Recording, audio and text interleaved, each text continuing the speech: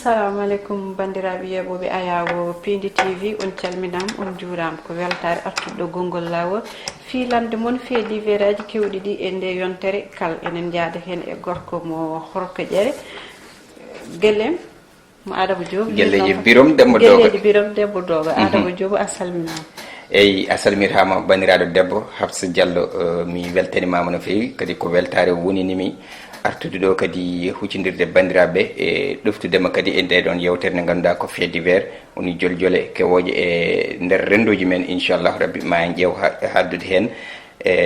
vraiment bandiraɓe kadi mbawa famde no hanniri ni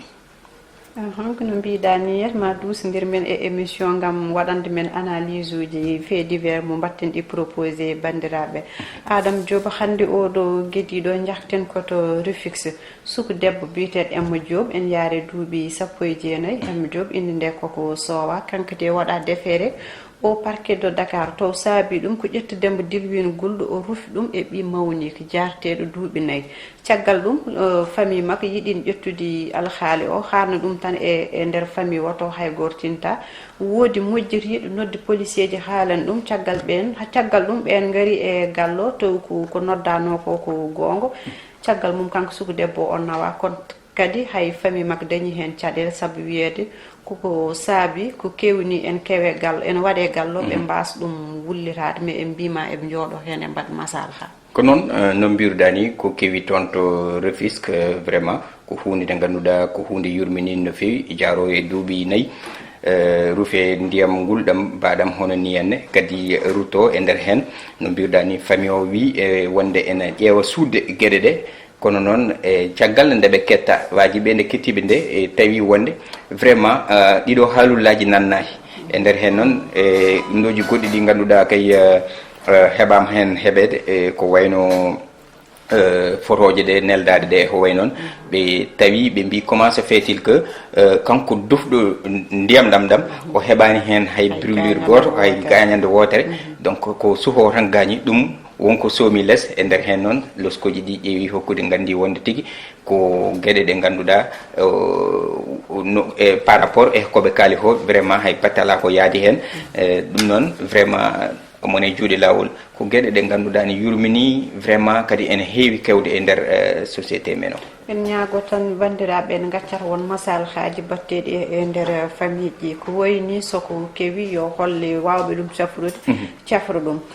fait divers men goɗɗo o kewi ko alkames debbo biteɗo Daba Coulibaly liggotonoɗo e banque ɗoyete Dakar kanko de ñande ñalawma alkames o aɗa andi ko férié wonno banque mabɓe noddimbo gam o ara won dossier ji bodɗi urgent mo foti liggade no yettinode e damal ngal kanko Daba Coulibaly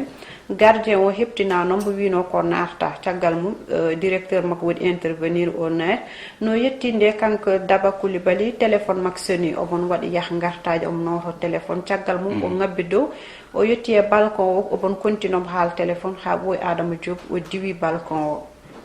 bandiraɓe nen mbi ber ko diwiɗo walla ko duñaɗo anda taw loskoji udditama caggal mum no diwinode kanko Daba Coulibaly o waɗanam transporté o nawa hôpital principal mo Dakar mais c'était trop tard o wattindi ko hawrude Ladial ko noon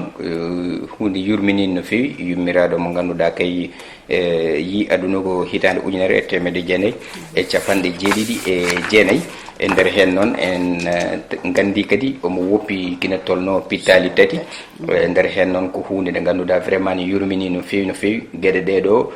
ko poɗɗe ƴewtede e nder rendu ngo ko wayno sah won anduɓe wannoɓe wittoji mbi wonde gueɗe bartirgol e ko way noon ko ñaw ko rafi mo ganduɗa ene foti ƴeewede no ɗum wawata waɗede analyse uji kewɗi waɗe wittoji beele bandiraɓe ne mbawa dandeje e ko way noon ko hunde nde ganduɗa kay vraiment kewi no mbiruɗa ni yurmini ummi galle mum tan nodda gam liggey ko férié no mbinda hawre ko wiyete association donc e nder hen noon yaari hono ni en artani galle mumen vraiment ko hunde yurminide hunde yurminide te koreji ma kolliti kanko Daba Coulibaly omo waytono saaha kala hoore muusore fait divers men goɗɗo jahten koto Thiès o ko jangninowo biteɗo F Diatta indi makko ko sowa omo yaare duuɓi 27 kanko yantone cukalel dewel élève janggo jartegel duuɓi 14 donc kanko prof no yannode cukalel dewel ngel o waɗi nombo menacé ngam cukalel ngel no wasa haalde ke mboddi ko yo haɗa hakkude mabɓe mais cukalel ngel no hotnode galleji mumen haalan ɗum mawnum debbo ɗum ɗon fadata e waɗeɓe watteɓe violé so jomum waɗima menacé sak sa Allah rokkimama ɓoccirade sa yettima haalan jibnade ma walla kalana mo mbawɗa haalande no haalannode mawniraɗo o wi ɗum kadi ko ngol ɗo waɗi laaɓi 4 ko F Diatta ene yana makko caggal mum ɓe mbaɗi certificat ji médical e porti plainte kanko F Diatta no jagga no fawanode junggo o ɗeɓino ɗum yeddude ni mais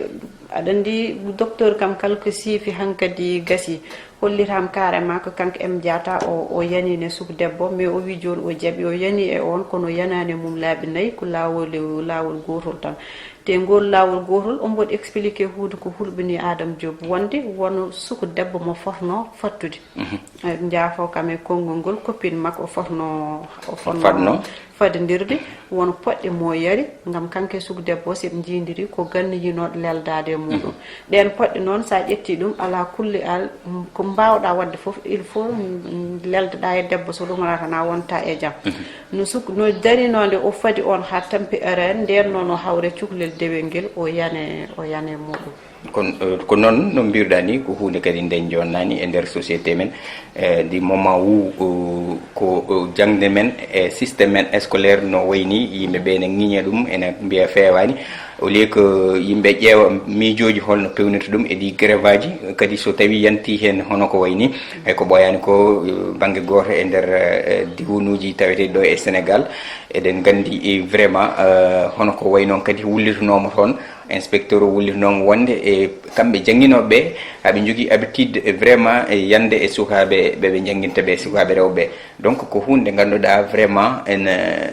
nana laya e nder leydi ndi donc vraiment ene foti ƴewede no ɗum en ganda ɗo e Dakar kono enen dans les villages a suusano monsieur ma wirtoma bom aɗa darde suku gorko effectivement no jibinaɓe men mbayno ni e meɗen ko noon monsieur ji ɗi mbay e meɗen éducation mum yimmiraɓe men wabiraɓe men mbaɗanno men imposé ko ɗum monsieur ji kono so yeehi ha monsieur e hoore mum waɗata ɗum ɗo élève holto école fayi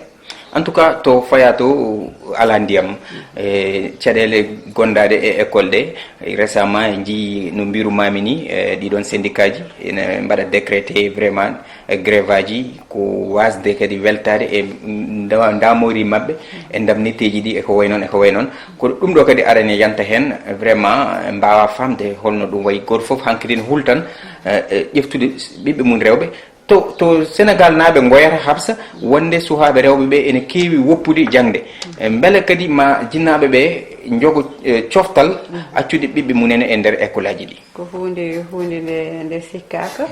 fait divers men goɗɗo ko guile weekend oye passé ha joni en haala e réseaux sociaux du Sénégal kala yimɓe ne jarta ɗum atayi et tout woni warga Fatou Kiné Gaye to saabi ɗum ko suku gorko biteɗo Hasim Ba Hasim saabi ɗum warde Fatou Kiné o wi ko joom suudu makko dañi ɓinguel ko jinnoɗo innude ɓiyika o yiiɗi innude ɓiyika o ala haalis o waɗi planifié o wari Fatou Kiné warga haaɓanigo hulɓanigo sofgo no Sénégal naaɓe foof goyata ha joni deƴƴani caggal ɗum noon kanko Hasim o wattandi ko windude wargo ngo waɗini dilli no fewi saabu kanko Hasim en jii hay nene makko jaggano hay yummako jaggano hollitede waɗi inde taw ɓi janen en sanki ɓen ni gandan berka Hasim wari ɗum ɗon saabu mbeɗa andi yaye makko soko andini ko kanko wari suku debbo kalteɗo miijata ko wadde organisé indi galle muɗum caggal ɗum noon hanki kanko Hasim o windi lettre faade Sénégal nan faade koreji Fatou Kiné e faade ɓinguel makko jibnanogel ngel ñande hen ganda ko dimanche oɗo ɓinguel ngel foti dañji balɗi 15 omo yafno Sénégal naaɓe omo yafno ɓiyiki saabu o wi o waɗini ɓinguel makko jimirni gasta e aduna so ngel mowni mo wi inde ma taxno bamma wari suku debbo biyeteɗo Fatou Kiné Gaye ko inde ma taxno ni ko inde ma taxno ni omo andi ɓinguel ngel suwa mownude kono gurnam mum ma muusoy no fewi omo yafno kadi koreji makko o wi saabu réseaux sociaux ji koreji makko ala foof ko nanta hen en ƴette en mbaɗe tout omo yafno koreji Fatou Kiné saabu o hañi ɗumen soutien de famille et tout ombo ñaago aussi laamu Sénégal woto jogue makko njurum kala ko foti waɗede yo waɗe ɗum ɗon mbeɗa sikki kanko Hasim o sikkani kam laamu Sénégal no jogo e makko njurum caggal ko golli ko foof. Bon, en tout cas, c'est déplorable ko hunde ciɓide mettude kadi ni haalde par rapport à no gueɗe ɗe jaari ni Habsa no kaldirɗa ni kamɓe liggottono wona hunde nde ganduɗa kadi hay kamɓe ni no mbirɗa ni yumma ko walla wonnoɓe guentel ɓe meeɗani sikkude hay saaha goto ɗum ɗo ene waɗa donc Allah waɗi ɗum kewi ko hunde nde ganduɗa kadi dillini Sénégal naaɓe foof kala joguiɗo hen ɓerde ɗum ɗo kadi kala Sénégal najo ene foti manan ndiɗon no musede ɗum no hanniri ni e wiide makko kanko waajo o waɗi foof heddi tan ko warto o wi heddi tan hankkadi ko warto dernière SMS tawa e nder loskoji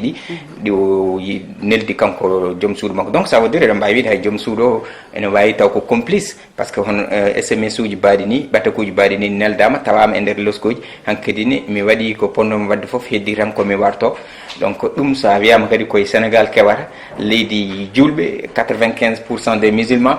ko hunde gueɗe poɗɗe ƴewrede no fewi no kirimo watnode tan balbalɗe ñaññade andanode tan kanko Hasim wari fatikidni o holliri wonde ko suku debbo waɗimo pression wonde koko yiiɗi inde mo gandanɗa hoorema ma yimɓe foof jooɗen kaala inde kaari weeli est ce que aɗa sikka debbo en foti fawde gorko pression ha takma yaade mbar yaade Absa ɗon mbiɗa yiɗno artude hen ni waɗa ɗon rebondir kaldanmi koye worɓe ɓe ni presque worɓe ɓe hay saaha goto wor joom suudu ma hokke pression aɗa waɗa ka wawa so tawi ko noon yaari ɗum noon banggueji ɗi foof moƴƴani rewɓe ɓe potani fawde worɓe mabɓe ko mbawa worɓe ɓe kadi potani jabde ene pawe ko mbawa par ce que ɗum ɗo ko hunde ganduɗa ko hunde sofde no fewi woni hulɓiniri en haale gasata battirtoɗen gasnirten koko to Tivaouane on sappo e goho bebbe tawaɗi e nder sala goto cumi ha kañumen foof kawre ladial taw saabi ɗum ko court circuit 21e siècle holto jarten ɗo yer Sénégal to yarte ɗo hande est ce que ɗeɗo gueɗe en potno hettade meɗen Adama Diop en tout cas fotani kadi ko hunde mbaɗɗen déploré e occasion en duwnima dendagal yummiraɓe sankaraɓe ɓe foof e nder hen noon min mi wawa jabde hande to tolniɗen ɗo hôpital uji e nder Sénégal ngala ko wiyata ko ñifata ɗum ko ɗum mi wawa jabde ko ñifata sum wiye ala e nder hôpital ɗum ko un deuxièmement mi wawa jabde ha joni kamɓe toppitiɓe cellal ngal jagorgal ngal eko way noon holno ɓe jooɗoto à chaque fois ɓe mbatta visite ɓe ƴeewoyta gonkaji hôpitaux ji ɗi par ce que eɗen gandi ɗum ɓooyi kewɗe ɗo e nder leydi men wonde ko fate banggue cuumu suhaɓe eko way noon e mbawa limtude toon to Louga eko way noon e clinique aji kewɗi ɗum kewi ɗon donc hande kadi oɗo hono oɗo information mo keɓɗen kine tolno hakke sappo e goho bebbe jeetato worɓe ene wonde tato rewɓe ɗum noon ko hunde nde jonnani no hay batta so tawi laamu fuɗɗima ƴeftude hen décision bebbeji nayyi wonno toyte clinique hôpital Magatte Lô mo Linguére bebbeji sappo e goho gayete Tivaouane so tawi laamu ngu ummaki hen ma ɓurtu juuɗe ɗum saabi laamu ngu fuɗɗima dillude hen en jii hen igguittogol hen jagorɗo goɗɗo addama ko way noon laamu ngu ummima kadi ma yaha toon hooreji leydi ndi ma yaha toon ngam duwade e manandiri noon kadi yettade ɓesgol ɗiɗon waddi Macky Sall limogé Abdoulaye Diouf Sarr waddemo déplacé enen cikki tan ɗum ɗon foof koye démarche uji gam change ude gonko cuuɗi cafrirɗe meɗen to neɗɗo yahatno soko sellani so wonti mayden wawma toonete tawde hunde hulɓini no fewi Adama Diop waktuji men gasi no mbaynortoɗa bandiraɓe ko noon Allah jarama ko weltare mawde kadi wonnimi dusdirdema no mbirumi ni yewtere men nde ganduɗa eɗen kewi ɗon kala aljuma yewtere men witende fait divers joljole aduna mi weltima no fewi eɗen kokkodir rendez-vous tan aljuma goɗɗo so hawre werede Allah merci ñagadi ɓesguli ɗi nde gartirta hakkillaji mumen aduna jarani wona hunde on jarama bandiraɓe ha gongol inchallah merci